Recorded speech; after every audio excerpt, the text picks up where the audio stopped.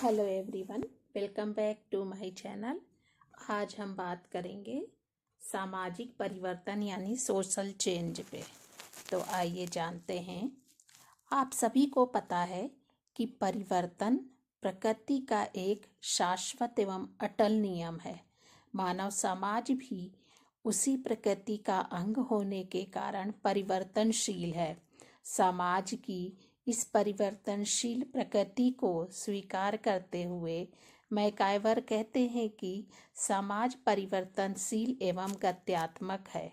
बहुत समय पूर्व ग्रीक विद्वान ने कहा था कि सभी वस्तुएं परिवर्तन के बहाव में हैं। उसके इस बात पर विचार किया जा रहा है कि मानव की क्रियाएं क्यों और कैसे परिवर्तनशील है।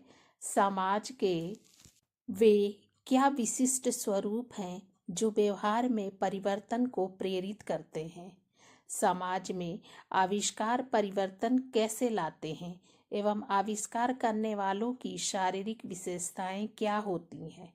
परिवर्तन को शीघ्र ग्रहण करने एवं ग्रहण न करने वालों की शरीर रचना में क्या भिन्नता होती है।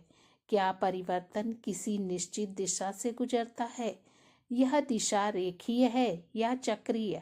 परिवर्तन के संदर्भ में इस प्रकार के अनेक प्रश्न उठाए गए हैं तथा उनका उत्तर देने का प्रयास किया गया।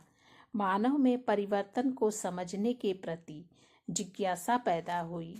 उसने परिवर्तनों के कारणों को ढूंढने, उनकी दिशा का पता लगाने और परिवर्तनों पर नियंत्रण पाने का प्रयास किया है।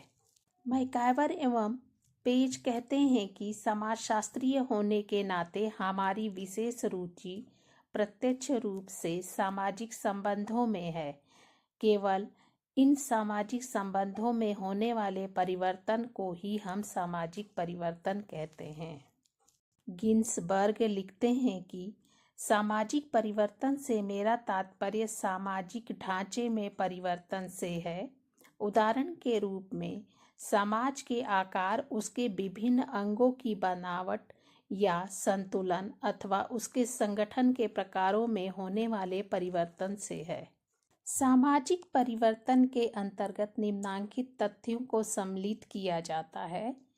पहला है, सामाजिक ढांचे एवं प्रकार में होने वाले परिवर्तन को सामाजिक परिवर्तन कहते हैं। दूसरा है, सामाजिक परिवर्तन का संबंध एक व्यक्ति अथवा कुछ व्यक्तियों के व्यवहारों, विश्वासों एवं मूल्यों में परिवर्तन से न होकर समाज के सभी अथवा अधिकांश लोगों की जीवन विधि में परिवर्तन से है।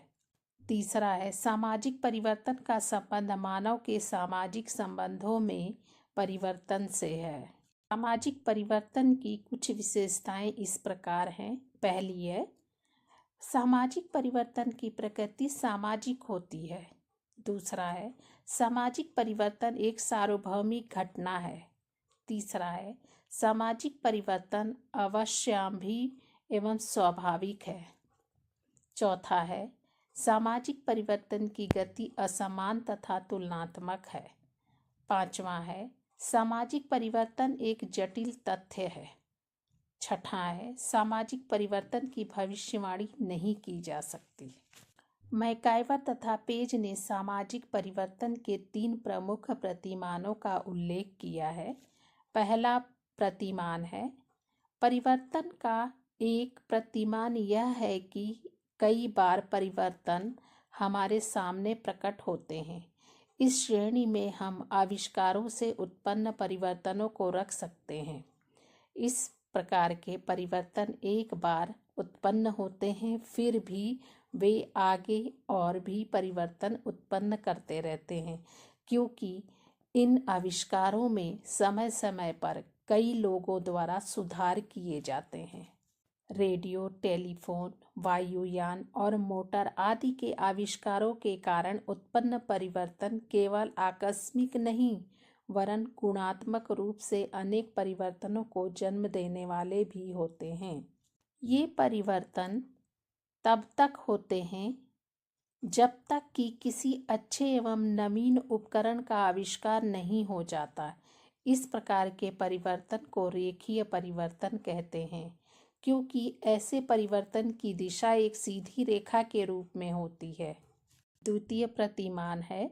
परिवर्तन का दूसरा प्रतिमान वह है जिसमें कुछ समय तक तो परिवर्तन ऊपर की ओर अथवा प्रगति की ओर होता है, किंतु थोड़े समय बाद वह पुनः ह्रास की ओर अथवा नीचे की ओर हो सकता है।